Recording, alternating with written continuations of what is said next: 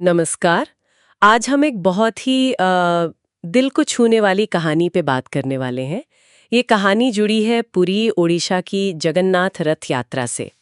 हमारे पास एक स्रोत है, जगन्नाथ रथ यात्रा, गोपाल की सच्ची भक्ति। और ये सिर्फ एक त्योहार का जिक्र नहीं है, ये तो आस्था, प्रेम और भक्ति की कहानी है।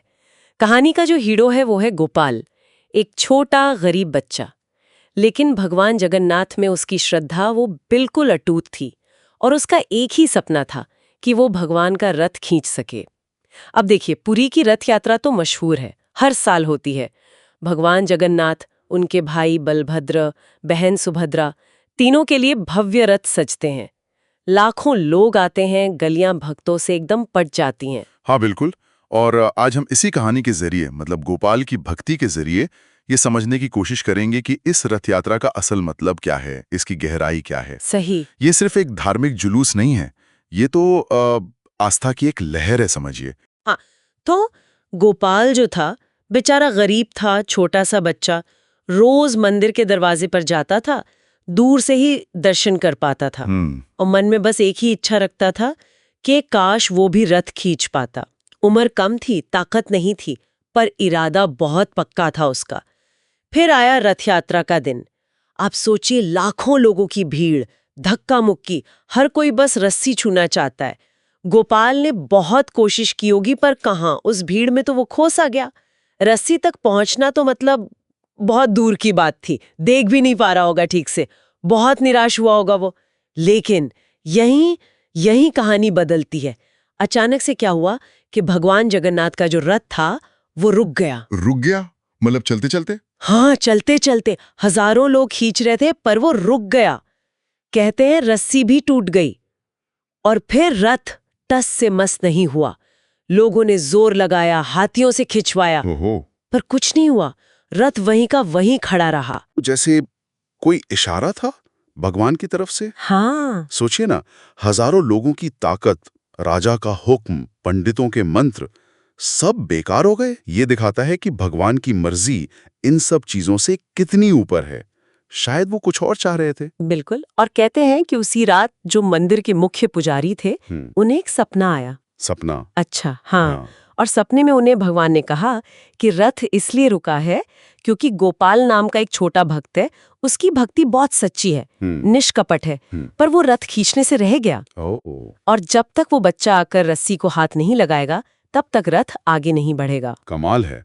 मतलब समाधान किसी बड़े आदमी में नहीं, किसी शक्तिशाली योद्धा में नहीं, बल्कि एक गरीब छोटे से बच्चे की भक्ति में बताया गया। हाँ, ये तो उस समय के समाज के लिए मतलब एक बहुत बड़ा संदेश था कि भगवान की नजर में कौन जरूरी है। सही बात है।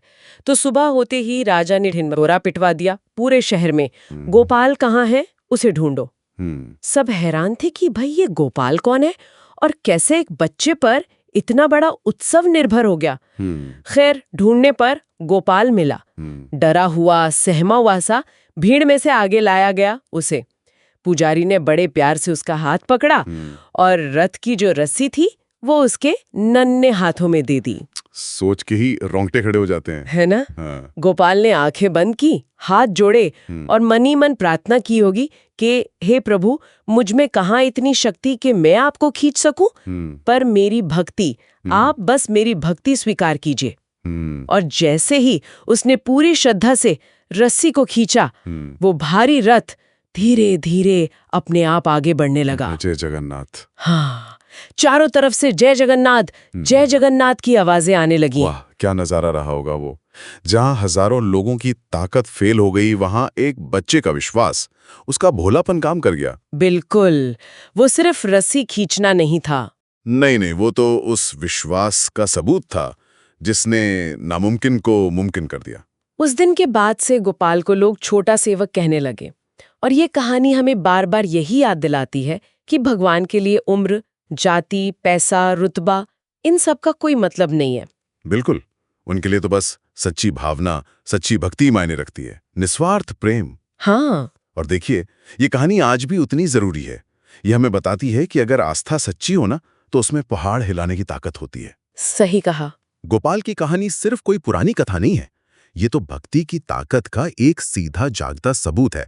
और ये भावना, ये विश्वास आज भी रथ यात्रा में लाखों लोगों की आंखों में झलकता है। तो मतलब पुरी की रथ यात्रा सिर्फ एक परंपरा नहीं है, नहीं, ये उस आस्था का उत्सव है जो गोपाल जैसे भक्तों के दिलों में बसती है।